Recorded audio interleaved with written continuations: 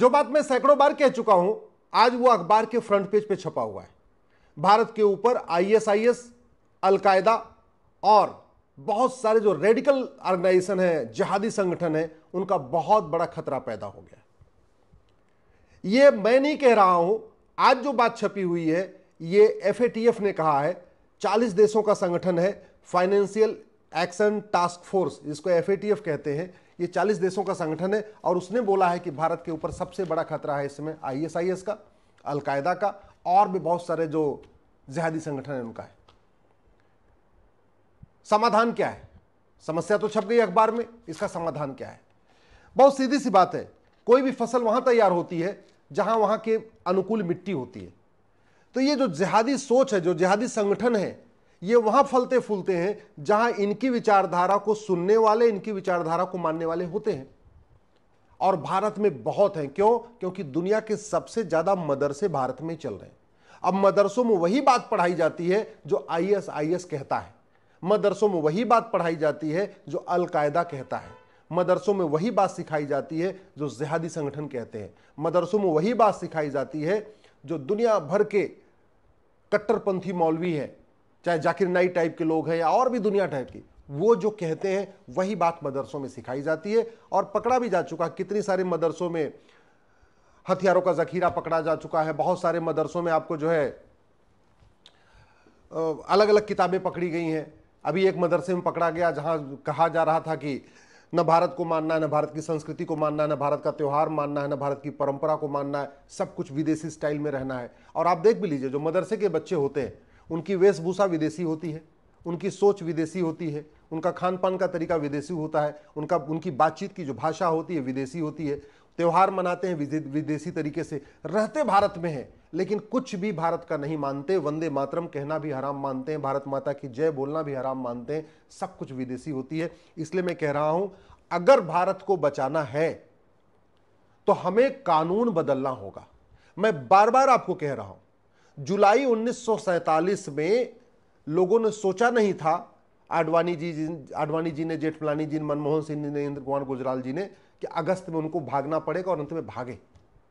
ऐसे ही दिसंबर 89 में कश्मीर के लोगों ने सोचा नहीं था कि जनवरी में उनको भागना पड़ेगा कश्मीर छोड़ के, और भागे।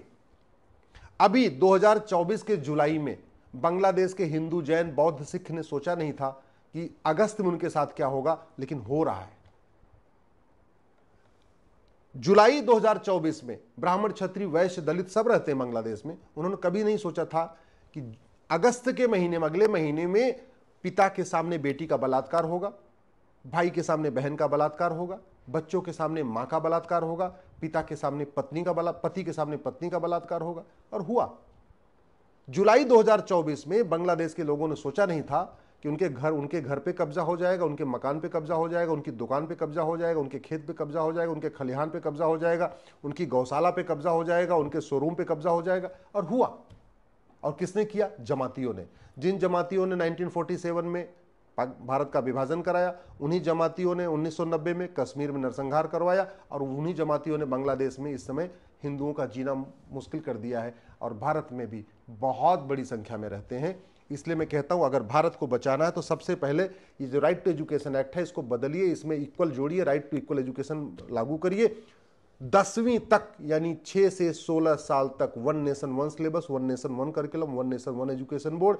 अगर मदरसा चला, अगर मिशनरी स्कूल चला, अगर मैकाले स्कूल चला, भारत नहीं बचेगा। मैं बार बार कह रहा हूं, भारत खत्म हो जाएगा। भारत को बचाना है तो एक ही तरीका है, भारत में गुरुकुल वैदिक शिक्षा व्यवस्था लागू किया जाए, 10वीं तक सबकी समान शिक्षा हो। अगर भारत को बचाना है तो हमें सबसे पहले एक यूनिफॉर्म सिटीजनशिप कोड बनाना पड़ेगा। भारत का कॉन्स्टिट्यूशन कहता है कि एक भारत में आर्टिकल 11 की यूनिफॉर्म सिटीजनशिप कोड होना चाहिए, यानी जो भारत को न माने, जो भारत की संस्कृति को न माने, जो भारत की परंपरा को न माने, जो भारत से गद्दारी करे, जासूसी करे भारत में, उसकी नागरिकता खत्म होने के लिए कानून बनना चाहिए। नेहरू जी ने जो कानून बनाया था 1955 में, इतना घटिया है, इतना सड़ा हुआ है, आज तक किसी आतंकवादी की भी नागरिकता नहीं खत्म हुई, किसी जिहादी की नागरिकता नहीं खत्म हुई। आज तक नागरिकता सबको मिलती है, कभी जाती नहीं। क्यों? क्योंकि यह कानून सड़ा हुआ है। जब तक ये 1955 का कानून सिटीजनशिप एक्ट खत्म नहीं होगा और एक नया यूनिफॉर्म सिटीजनशिप कोड नहीं बनेगा, जो संविधान का आर्टिकल 11 कहता है कि नागरिकता देने और नागरिकता लेने के लिए एक यूनिफॉर्म सिटीजनशिप कोड होना चाहिए, तब तक भारत को बचा पाना मुश्किल ही नहीं, नामुमकिन है।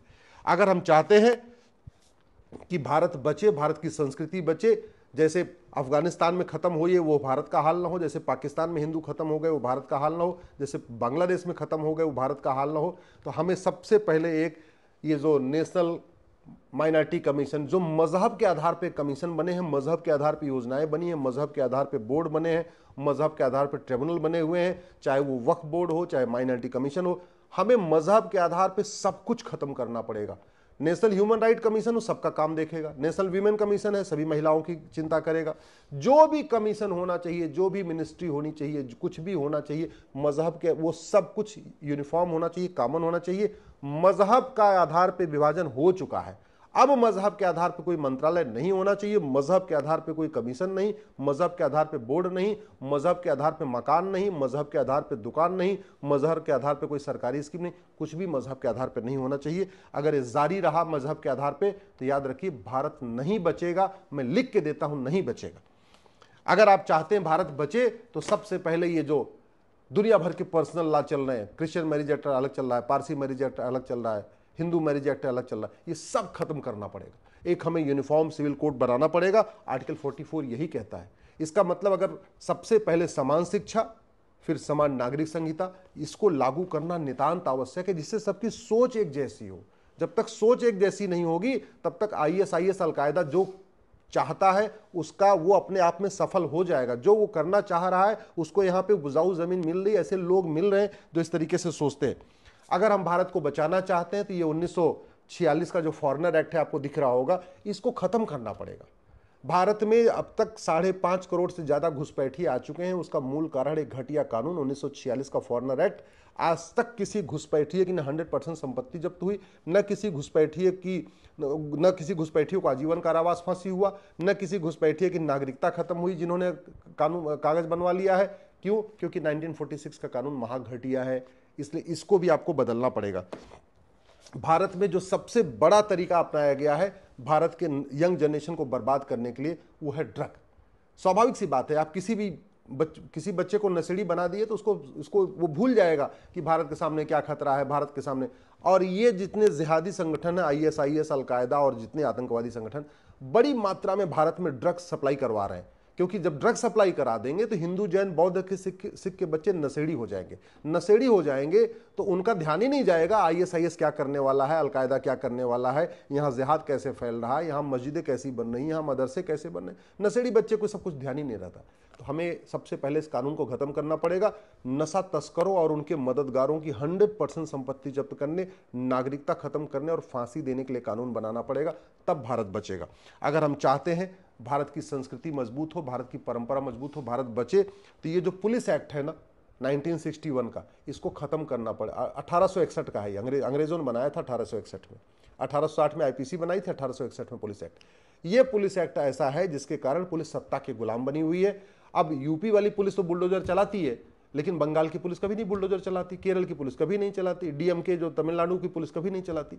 तो यूनिफॉर्म पुलिस कोड चाहिए, पुलिस को स्वतंत्र बनाना पड़ेगा, पुलिस को निष्पक्ष बनाना पड़ेगा और पुलिस को यह अधिकार देना पड़ेगा कि वो अपराधियों के ऊपर कहर बन के टूटे। अभी पुलिस सत्ता के गुलाम बनी है और उसका मूल कारण है 1861 का पुलिस एक्ट। अगर हम चाहते हैं कि भारत बचे, भारत की संस्कृति बचे और फटाफट न्याय हो, जल्दी जल्दी न्याय हो। भाई दो ही तरीका होता है किसी भी देश को, शिक्षा में संस्कार हो, कानून का खौफ हो।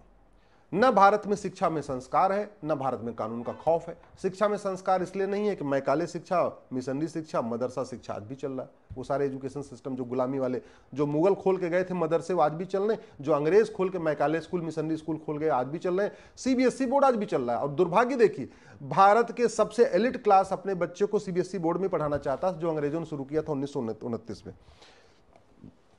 इस भारतीय न्याय, हमें एक one nation one penal code लागू करना पड़ेगा और जो दुनिया भर के कानूनों का मकड़ जाल है ना, उसको मर्ज करके हमें एक कानून बनाना पड़ेगा।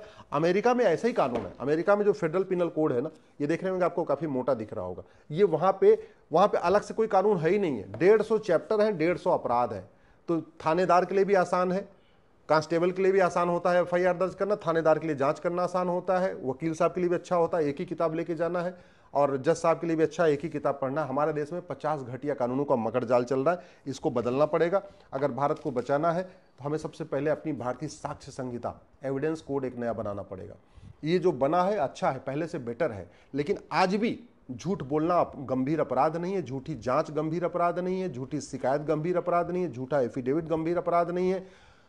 आज भी ये जो भारतीय न्याय संहिता बनी है, इसमें फर्जी आधार बनवाना, फर्जी राशन कार्ड बनवाना, फर्जी ड्राइविंग लाइसेंस बनवाना, फर्जी वोटर आईडी बनवाना, फर्जी बर्थ सर्टिफिकेट बनवाना, इसमें कुछ भी गंभीर अपराध नहीं है। हम चाहते हैं कि अगर खौफ पैदा हो, जैसे इजराइल खौफ पैदा करता है, इजराइल तो अपने दुश्मनों को कैसे कैसे खौफ पैदा करता है आपने देख ही लिया हो, तो ब्लास्ट तक करवा देता है। अरे हम ब्लास्ट कराने की बात नहीं कर रहे, हम कह रहे हैं जो घर के अंदर जितने गद्दार बैठे हैं, कम से कम पुलिस व्यवस्था अच्छी हो जाए, न्यायिक व्यवस्था अच्छी हो जाए, एडमिनिस्ट्रेटिव अच्छा हो जाए, तो वो तभी अच्छी होगी जब यूनिफॉर्म पुलिस कोड होगा, यूनिफॉर्म जुडिशियल कोड होगा, यूनिफॉर्म एविडेंस कोड होगा, यूनिफॉर्म एडमिनिस्ट्रेटिव कोड होगा, पुलिस चार्टर होगा कि 1 घंटे के अंदर मुकदमा दर्ज करना और 1 महीने के अंदर जांच पूरी करनी है। जुडिशियल चार्टर होगा कि आपको हर हालत में मुकदमे का फैसला 1 साल में करना है। एक सिटीजन चार्टर होगा कि अगर आपने झूठ बोला, झूठी शिकायत किया, झूठी गवाही दिया, झूठा मुकदमा दर्ज कराया, आपने झूठी जांच किया, आपकी नागरिकता खत्म हो जाएगी। एक आप हमारे पास कानून होना चाहिए कि जो फर्जीवाड़ा करते हैं, चाहे ये आतंकवादी करते हैं, चाहे अलगाववादी करते हैं, चाहे जिहादी करते हैं, चाहे घुसपैठी करते हैं, जो लोग फर्जी डॉक्यूमेंट बनवाते हैं, जो भारत के खिलाफ कुछ भी फर्जी काम कर रहे हैं, उनकी नागरिकता खत्म होगी, आजीवन कारावास, फांसी होगा, और वो भी साल भर के अंदर। तब खौफ पैदा होगा। यही तरीका है, नहीं तो आप खुद देख लीजिए, जो मैं बार बार कहता हूं, आज अखबार के फ्रंट पेज पे छपा है, और मैं आपको फिर से कह रहा हूं, आपने कभी सोचा भी नहीं होगा कि आपके बच्चों के साथ क्या हो सकता है। आप इसलिए आराम से बैठे हुए हैं। मुझे चिंता इसलिए है, मुझे टेंशन इसलिए है कि मैं पूरे दुनिया में कहाँ क्या चलता रहता है उसको पढ़ता रहता हूँ, उसके मूल कारण को समझता हूँ, और इसलिए मैं भारत में कह रहा हूँ, तू मैं करके, आरोप प्रत्यारोप करके, नूरा कुश्ती करके, बतौलेबाजी करके कुछ नहीं होगा, टीवी में डिबेट करके कुछ नहीं होगा। कानून बदलना पड़ेगा, यही समाधान है।